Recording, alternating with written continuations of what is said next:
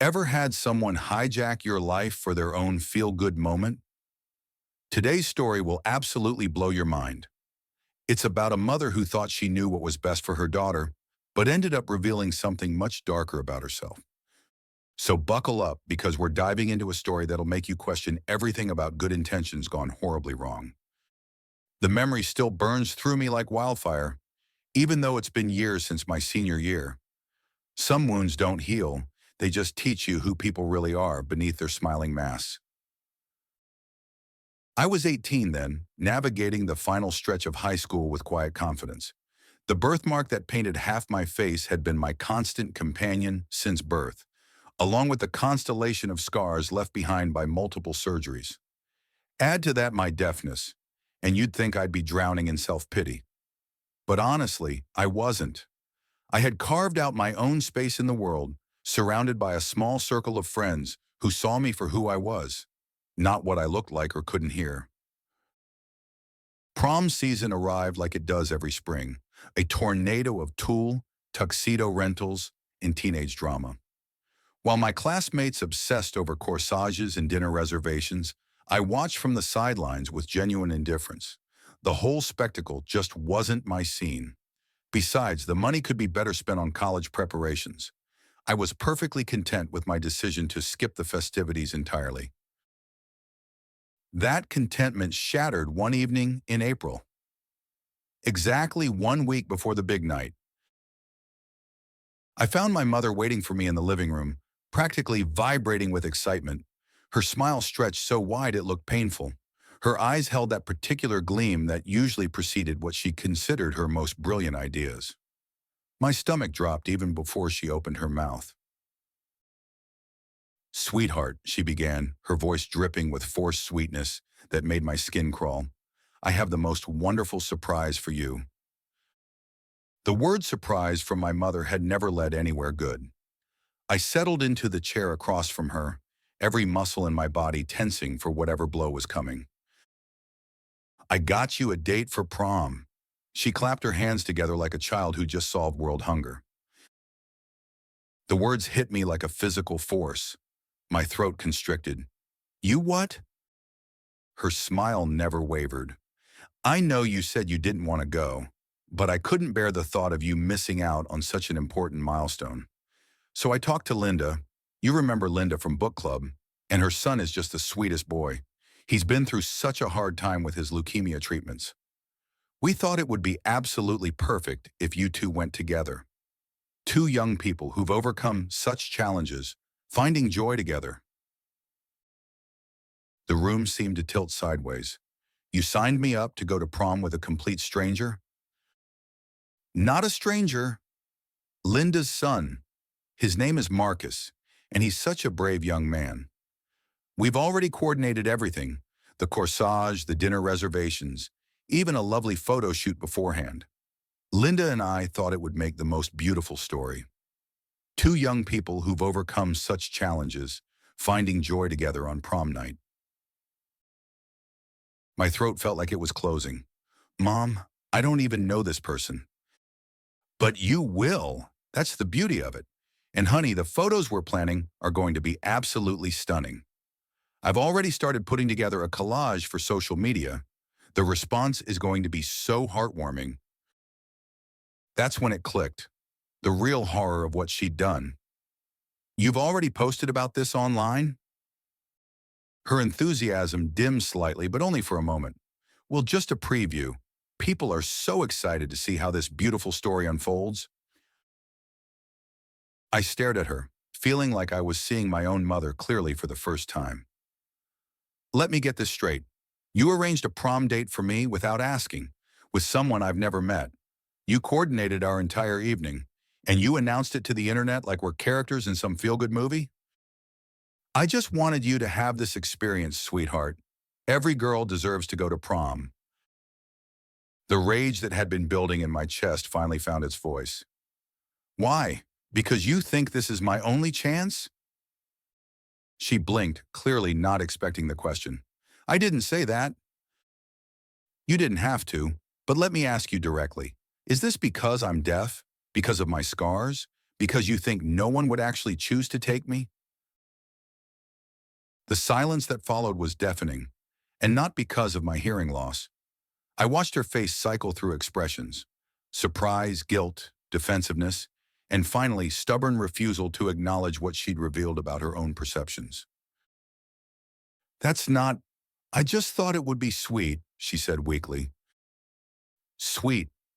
I repeated the word like it tasted bitter. "You thought it would be sweet to treat me like a charity case, to parade me around with another person you see as damaged goods so everyone can feel good about how inspiring we are. You're being dramatic." Am I? Or am I finally seeing clearly? I stood up, my hands trembling with anger and hurt. "You didn't do this for me, Mom. You did this for you, for your social media moment, for your chance to be the mother who orchestrated some heartwarming story that makes people feel good about themselves."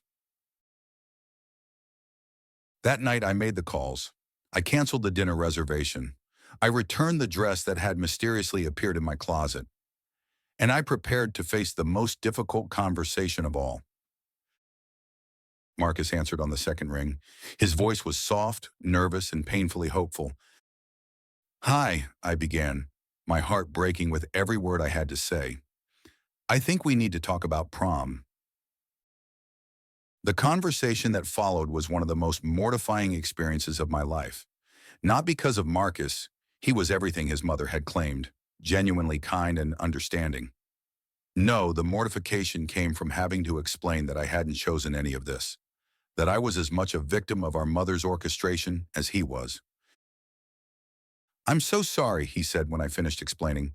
"I thought, when my mom told me you wanted to go with me, I was actually excited, not because of the circumstances, but because she said you were really cool."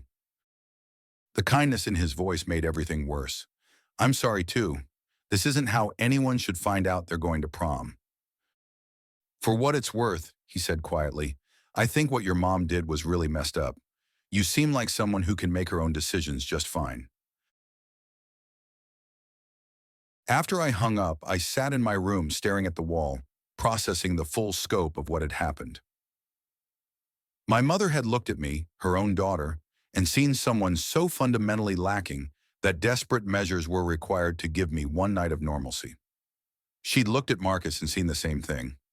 In her mind, we were both damaged enough that we should be grateful for whatever scraps of experience we could get, even if they came wrapped in pity and orchestrated by well-meaning adults.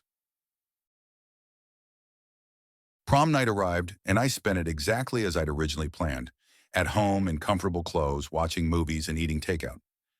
Meanwhile, my phone buzzed with notifications from the social media posts my mother had apparently not canceled, despite my explicit request. Comments poured in about what a beautiful story this was, how inspiring we both were, and how sweet it was that we'd found each other. The irony wasn't lost on me.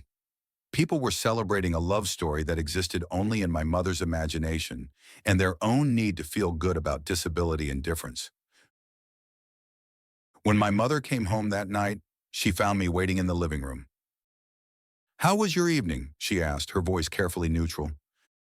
"Peaceful," I replied. "How was yours? Did you get all the social media engagement you were hoping for?" She sighed, settling into her chair with the air of a martyr. "You missed out on something really beautiful, sweetheart. That poor boy spent the evening alone." "That poor boy spent the evening free from being a prop in your inspiration theater," I shot back. "Just like I did." Even now, years later, she occasionally brings it up. She frames it as my loss, my missed opportunity, my failure to embrace a beautiful moment. She never acknowledges that beauty built on manipulation and pity isn't beautiful at all. It's exploitation dressed up in good intentions. But I know the truth. That night, I didn't miss out on anything. I dodged a bullet. I chose dignity over performance, authenticity over applause. And sometimes the most beautiful moment is the one where you refuse to let others write your story for you. That's the whole story for today. Honestly, this daughter handled an impossible situation with more grace and wisdom than most adults would. She protected both herself and Marcus from being turned into inspiration porn. I'm giving this a solid 0 out of 10 Slytherins. She's a pure Hufflepuff who chose dignity over her mother's manipulation. Definitely not the jerk here. She made the right choice, and honestly, good for her. What do you think? Was she right to cancel everything, or should she have gone through with it? Drop your thoughts in the comments below. Thanks for listening to Thread Whispers. Don't forget to like and subscribe for more incredible Reddit stories. Hope you enjoyed the ride. If you did, give this video a thumbs up and hit that subscribe button to help me reach my first 1,000 subscribers. It really means a lot. And hey, if you're still craving more drama, mystery, or chaos, check out the next story right here on the screen. See you in the next one.